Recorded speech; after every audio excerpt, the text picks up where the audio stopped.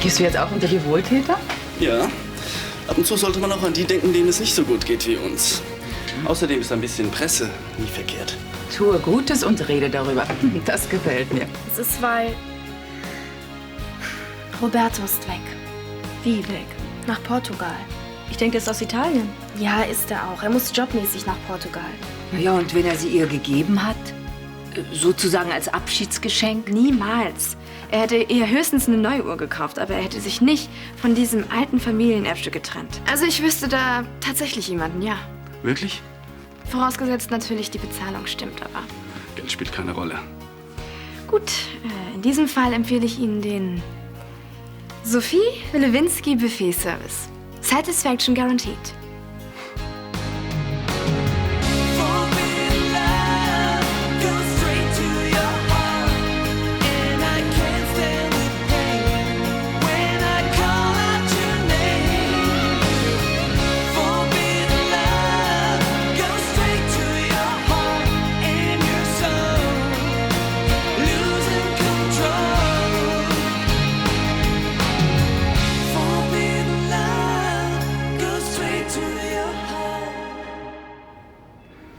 Du willst unseren Gästen deine Kneipenkost vorsetzen? Das ist ja wohl lächerlich. Moment mal, ich glaube, Sophie kennt sehr wohl den Unterschied zwischen einem Kegelabend und einer Wohltätigkeitsgala nicht.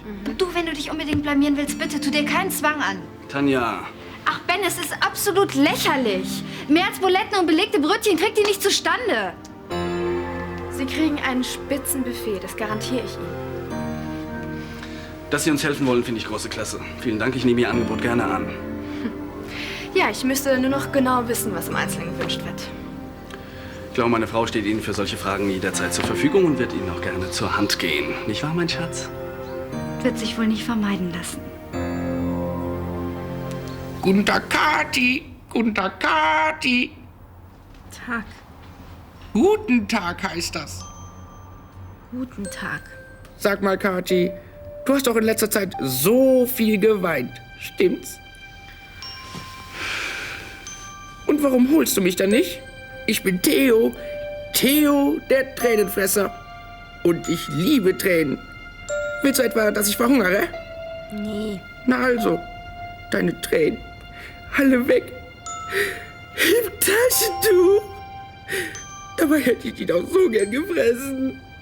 Besser nicht. Sonst hättest du dich wahrscheinlich noch überfressen. Wenn's zu viel geworden wäre, hätte ich ihm ein paar eingefroren. Für schlechte Zeiten.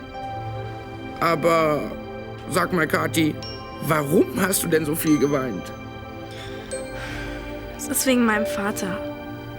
Er ist nicht mehr da. Kann ich mir denken, denn du warst ja nicht gerade nett zu ihm. Ich weiß. Ich habe mich ihm gegenüber zum Schluss so beschissen benommen. Und jetzt vermisse ich ihn so sehr. Entschuldigung. Aber das macht doch nichts. Dafür bin ich doch hier. Mehr von diesen salzigen, dicken, fetten Tränen. Mehr. Ja. Hey, du sollst nicht lachen. Davon werde ich nicht satt.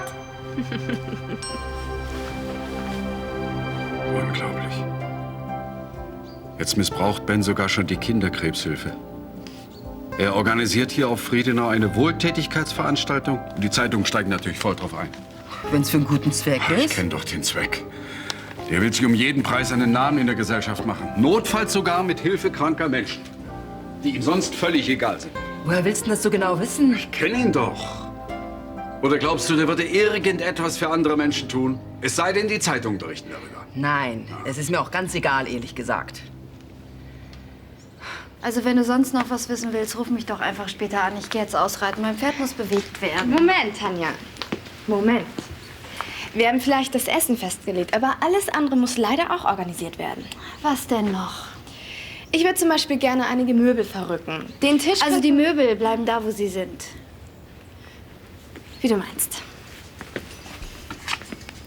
Bitte? Was soll ich damit? Aufschreiben, was wir für heute Abend noch brauchen. Oder kannst du das alles im Kopf behalten? Okay. Nun sag schon, ich habe nicht ewig Zeit. Ja. Wie viel Champagner habt ihr noch im Haus? Woher soll ich das wissen? Dann sei doch so lieb und schau bitte nach, ja? Damit ich weiß, wie viel ich noch zusätzlich bestellen muss. Was soll sonst noch an Getränken gereicht werden? Haben irgendwelche Gäste bestimmte Vorlieben, was die Getränke angeht? Ach ja, dann bräuchte ich noch die gesamten Bestände an Geschirr, Servierplatten, Halt. Vorlegegabeln, Besteck. Also, wie war das? Geschirr, Servierplatten, Vorlegegabeln, Nicht so Besteck. schnell. Vorlegegabeln, Besteck, Servierplatten und so weiter und so weiter. Kaffee? Sehr gern, sehr gern. Bitte mit Milch. Selbstverständlich. Könntet ihr euer Kaffeekränzchen vielleicht ein anderes Mal halten? Ich würde heute gerne noch fertig werden. Gut. Wie viel Personal gibt es? Wer macht was? Wer steht wo? Wer nimmt die Gäste in Empfang? Was gibt es beim Empfang zu trinken? Welche Toiletten dürfen die Gäste benutzen? Hast du das? Ja. Dankeschön. Dann würde ich noch gerne das Herrenzimmer im Ostflügel sehen. Vielleicht können wir dort die Garderoben einrichten. Selbstverständlich. Wenn ich vielleicht erst zu Ende schreiben dürfte. Es war so schön, Roberto hier zu haben. Kann ich mir vorstellen. Er hat sich zwar mies benommen, aber ich vermisse ihn trotzdem. Was hat er denn gemacht? So Schlimmes, meine ich. Das ist eine lange Geschichte. Hat auch mehr mit meiner Mutter zu tun. Deshalb rede ich nicht so gerne drüber. Verstehe. Aber zwischen deinem Vater und dir, was war da? Eigentlich nichts. Aber nach der Sache mit meiner Mutter weiß ich nicht, ob ich ihm noch vertrauen kann. Und ob er mich wirklich lieb hat. Wieso denn nicht? Vielleicht hat er mir nur was vorgemacht. So wie meiner Mutter. Das glaube ich nicht, Kathi. Ich habe deinen Vater doch hier erlebt. Der war immer total lieb und nett zu dir. Vielleicht war das nur gespielt. Nee, Kathi. So gut kann keiner schauspielern. Das war echt. Aber 100 Pro. Wenn schon. Jetzt ist sowieso alles zu spät. Wieso? Rede doch einfach noch mal mit ihm. Ja, wie denn? Dann müsste ich ja erstmal nach Portugal kommen. Aber solche Trips kann ich mir momentan nicht leisten. Meine Mutter wird's bestimmt nicht bezahlen. Ach, Scheiße. Wieso ist das alles nur so blöd gelaufen? Fehlt mir so sehr.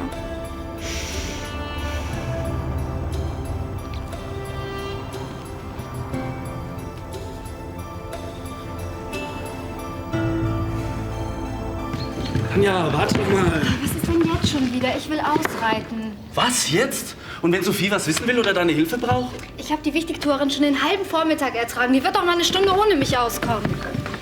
Du kannst ausreiten, wann du willst, aber nicht, wenn wir eine Feier vorbereiten. Das ist ja interessant. Was? Ich glaube, das erklärt einiges.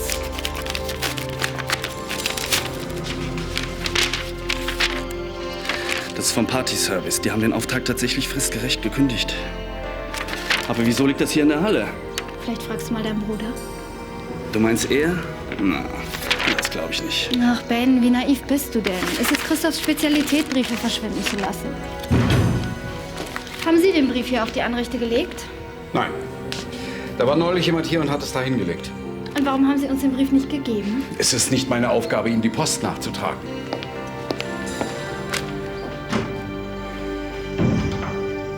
Super. Dann geht alles klar. Okay, danke. Das Geschirr ist jetzt auf dem Weg nach Friedenau. Dann wollte ich noch... Genau, Besteck. Sag mal, willst du nicht mal eine Pause machen? Ich darf keine Minute verlieren. Ich will mir nicht nachsagen lassen, dass ich nicht pünktlich liefere. Ich kriege eine Stange Geld dafür. Außerdem willst du es Tanja wohl zeigen, was? Also die soll vor Wut in die Tischkante beißen. Was wollte ich jetzt? Das Besteck. Genau, Besteck. Ja, wo kriegst du so viel her? Unseres wird nicht reichen. Wozu hat man Freunde? Ich rufe Jochen an. Der hat ja einen Partyservice. Gute Idee. Ja. Wo ist denn jetzt diese Nummer? Da. Du, wenn ich dir irgendwie helfen kann, Fiona, wenn du heute Abend die Kneipe übernimmst, das ist Hilfe genug. mach ich doch gerne. 7. Jochen! Gut, dass ich dich erreiche. Ja, ich bin's. Ich brauche deine Hilfe. Ich brauche Besteck. Unmengen von Besteck. Nein, wirklich, Barbara. Ich wüsste nicht, warum ich zu dieser Wohltätigkeitsveranstaltung von Ben erscheinen sollte. Ich lasse mich doch nicht vor seinen Karren spannen. Ach Gott, schon wieder. Fräulein Stetten? Ach, Dr. Kaufmann. Ja, ach, Sie kommen auch. Mhm. Ja, nein, wir werden uns nicht sehen. Nur weil ich mit dieser Veranstaltung nichts zu tun habe. Das ist mein Bruder. Nächste Woche, ja. Bis bald. Wiederhören.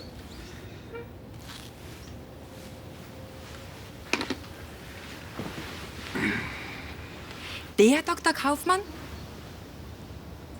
Ach Mensch, den würde ich so gerne wiedersehen. Sollen wir nicht doch hingehen? Das wäre doch bestimmt nett. Sicher wäre das nett. Andererseits, wenn ich meine Freunde und Bekannten wiedersehen will, dann kann ich sie auch selbst einladen. Dazu brauche ich, weiß Gott, nicht meinen Bruder. Ach, Charlie, jetzt mach doch nicht so ein Gesicht. Davon kommt Roberto auch nicht zurück. Würde ich ihm auch nicht empfehlen, mich so sitzen zu lassen. Du wolltest ja nicht auf mich hören. Ich habe dich ja von Anfang an vor ihm gewarnt. Oh, vergiss ihn einfach. Er ist es doch nicht wert, dass du ihm auch nur eine Träne nachweinst. Wenn das so einfach wäre. Du musst dringend wieder unter Menschen dich amüsieren. Dann lachst du dir bestimmt gleich einen neuen an. Clarissa. Wir könnten doch heute Abend zusammen zu der Wohltätigkeitsgala von Ben und Tanja gehen. Da kommen die besten Männer aus dem Showgeschäft und der Wirtschaft. Da ist bestimmt was Passendes für dich dabei. Von Männern habe ich erst mal die Schnauze voll. Ach, Gott sei Dank sind sie nicht alle wie Roberto. Außerdem dient der Abend einem guten Zweck. Naja, wenn ich nur für ein paar Stunden mal Roberto vergesse, dann hat der Abend schon seinen guten Zweck erfüllt.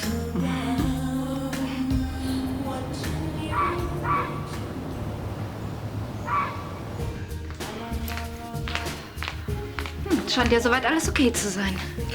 Davon kannst du ausgehen, Süße. Und in der Küche? Alles unter Kontrolle. Na, dann kann's ja losgehen. Ja, an deiner Stelle würde ich mich langsam mal umziehen. Bis später. Ja, Harry. Nein, wir werden uns nicht sehen, weil ich zu dieser Veranstaltung nicht kommen werde. Das würde jetzt zu weit führen. Ja, ein andermal. Wir telefonieren. Tschüss. Schönen Gruß von Harry. Danke. Er bedauert sehr, dass wir uns heute Abend nicht sehen. Ach, diese Anrufe gehen mir langsam auf die Nerven. Es war mindestens der 10. jetzt. Tja, man kann sie nicht verübeln. Sie wissen ja nicht, dass Ben und ich nicht miteinander reden. Wart's erst mal ab, bis Sie das mitkriegen. Dann geht's erst richtig los. Also ich wette, dass nach dieser Feier ungefähr 50 mitfühlende Freunde anrufen. Oh, du hast mich mit Ben zerstritten. Das tut uns aber leid. Wird sich nicht vermeiden lassen. Außer? Das hast du dir jetzt wieder ausgedacht. Mir ist da gerade was eingefallen.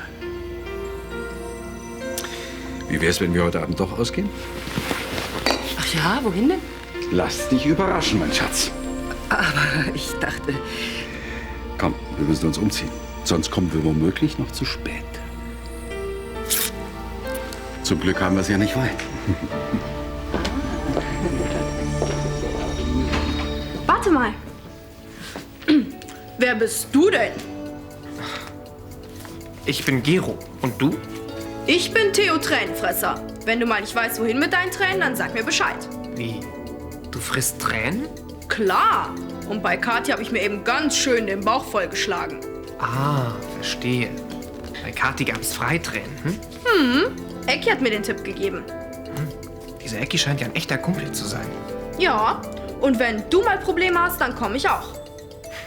Das merke ich mir. So ein Tränenfresser ist ja wirklich praktisch. War echt eine süße Idee von Ecki. Dann findest du Ecki jetzt wohl nicht mehr so blöd wie früher, hm? Nee, ich gehe nachher mal kurz zu ihm. Ich wollte mal zeigen, was ich schon so alles gelernt habe mit der Stabpuppe. Ich glaube, du hast viel mehr gelernt, als nur mit einer Puppe zu spielen, oder? Wieso lässt du so viel Saft servieren? Ich habe ausdrücklich Champagner verlangt. Ich habe mir nur erlaubt, das Angebot der Nachfrage anzupassen. Die meisten Gäste müssen nämlich noch fahren. Oder hast du einen Fahrdienst eingerichtet? Dann wollen wir uns mal so richtig amüsieren. Ne? Können wir umkehren? Nein, da muss ich durch. Unsere Freunde können ja schließlich nichts dafür, dass ich mit Ben nicht klarkomme. Außerdem ist es für einen guten Zweck. Dann erwarte ich von dir wohl eine mehr als großzügige Spende. Ja, es wird schon genügend Geld zusammenkommen. Guten Abend, schön Sie zu sehen. Gut, dass es hier noch ein paar andere Leute gibt, mit denen ihr euch unterhalten könnt. Ja, davon werden wir auch gleich Gebrauch machen. Ist nicht ein schöner Anblick, die beiden Brüder so einträchtig beieinander. Früher hast du doch immer die großen Feste gegeben. Ja, früher hatte ich auch eine Frau, die nichts anderes als Partys im Kopf hatte. Hallo. Hallo.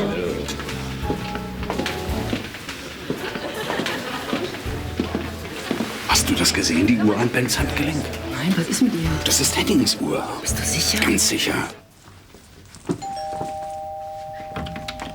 Hi. Hi, ja. Was machst du denn hier? Ich wollte dich ins Kino einladen. Und? Ich habe schon die Karten. Ach so, ja. Das ist aber jetzt leider ganz schlecht im Moment. Ich muss noch ins Krankenhaus Gero die Bücher da vorbeibringen. Okay, dann komme ich mit. Der Film fängt erst in 2 Stunden an. Ja, aber danach kann ich leider auch nicht. Ich muss mich heute mal früh hinhauen. Ach, der ganze Stress in letzter Zeit. Ach. Und was mache ich jetzt mit den Karten? Ja, tut mir leid. Ich mache das wieder gut. Aber heute geht's echt nicht. Na toll. Und ich renne extra durch die halbe Stadt. Tja, das nächste Mal ruf mich lieber an, bevor du meinen Abend verplanst. Also, bis dann. Und zum Schluss, meine Damen und Herren, kurz bevor die Versteigerung gleich beginnt, möchte ich mich bei der jungen Dame bedanken, die heute Abend für unser leibliches Wohl sorgt, Sophie Lewinsky. Sophie hat in letzter Minute sozusagen einen 10-köpfigen Partyservice ersetzt und, wie ich meine, sogar noch übertroffen. Wenn also jemand von Ihnen in der nächsten Zeit eine Party ausrichtet, ich kann diese junge Dame nur empfehlen. Hätte ich ihr gar nicht zugetraut. Da kann Tanja von der kleinen Kellnerin noch eine Menge lernen. Essen ist wirklich hervorragend. Ich kenne mich da aus. Man sieht's. Noch so ein paar Nettigkeiten und du kannst dich hier alleine amüsieren. Na, zufrieden? Ja, es läuft super, oder? Du machst das wirklich toll, das muss ich neidlos anerkennen. Hier, mach dir mal einen schönen Abend davon. Was ist, hat sie die Sprache verschlagen? Hast wohl noch nie im Stehen so viel Geld verdient. Wirklich zu großzügig, Tanja. Aber ich glaube, du hast den Sinn und Zweck dieser Veranstaltung noch nicht ganz begriffen. Ach, wie edelmütig. Die Kinder werden sich freuen. Leider haben wir ja vergessen, Spendendosen für geistig minder bemittelte Gräfinnen aufzustellen. Du wirst hier nicht für deine dummen Bemerkungen bezahlt. Mach, dass du an die Arbeit kommst. Entschuldigen Sie uns kurz, wir müssen kurz mal was besprechen. Bravo, Sophie, das haben Sie großartig gemacht. Ich gratuliere. Dankeschön. Bitte bedienen Sie sich. Ja, danke. Graf von Anstetten. Früher haben Sie doch diese Veranstaltungen ausgerichtet. Wieso macht das jetzt Ihr Bruder? Ob mein Bruder oder ich, es bleibt ja schließlich in der Familie. Aber man sieht Sie nicht mehr so häufig in der Öffentlichkeit. Ich suche mir die Veranstaltung, die ich besuche, sorgfältig aus. Hängt das vielleicht mit Ihrer Scheidung zusammen? Ich wüsste nicht, was das damit zu tun hat. Es könnte ja sein, dass Sie ein öffentliches Zusammentreffen mit Ihrer Frau vermeiden wollten. Wenn ich das vermeiden wollte, wäre ich heute nicht hier. Dann verstehen Sie sich also gut mit ihr. So gut, dass ich mich von ihr scheiden lasse.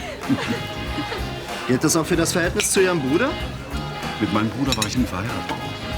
Naja, ich meine, zwischen Ihnen und Ihrem Bruder gibt es Unstimmigkeiten, wird behauptet. Von wem? Nun, das stand schon in einigen Zeitungen. Sie hätten Meinungsverschiedenheiten, was das Erbe angeht. Aha. Sie wissen ja selbst, was man von diesen Zeitungen zu halten hat. Ja, eine Zeitschrift hat geschrieben, Ihr Bruder bringt frischen Wind nach Friedenau. Solange es hier nicht zieht, ist alles in Ordnung. Sie entschuldigen mich? Wenn du dich nicht benehmen kannst, war es das letzte Fest, das wir gemeinsam feiern. Mein Gott, wegen dieser dummen Schlampe regst du dich so auf? Diese Schlampe hat uns immerhin den Abend gerettet. Du hättest das bestimmt nicht geschafft. Woher willst du das wissen? Du hast mir noch nicht mal eine Chance gegeben, sondern dich gleich auf das Miststück gestürzt. Gewöhn dir ein anderes Vokabular an. Du redest manchmal, als wärst du auf der Straße groß geworden. Du verwechselst mich wohl mit Sophie. Sophie kann sich immerhin benehmen im Gegensatz zu dir. Warum hast du dann nicht sie geheiratet? Weil ich dich geheiratet habe und deswegen verhältst du dich so, wie ich es dir sage. Hast du mich verstanden? Ob du mich verstanden hast, habe ich gefragt. Schön. Dann kann die Party ja weitergehen.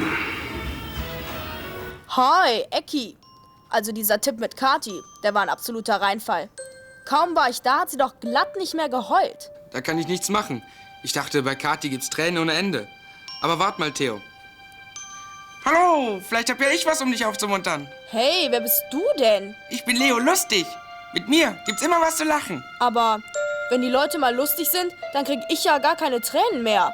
Wieso? Man kann doch auch Tränen lachen. Ja, dann erzähl doch mal einen Witz. Ich hab nämlich Hunger. Okay.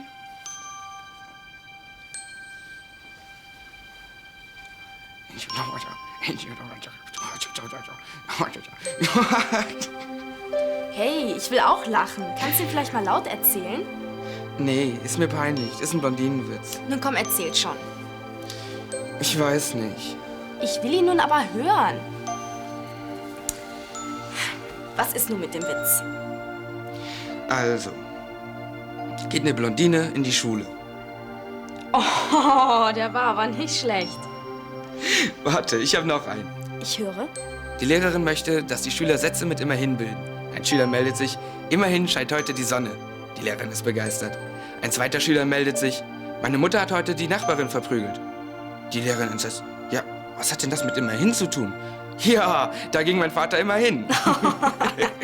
Also wenn du so weitermachst, dann hat Theo bald wieder was zu fressen.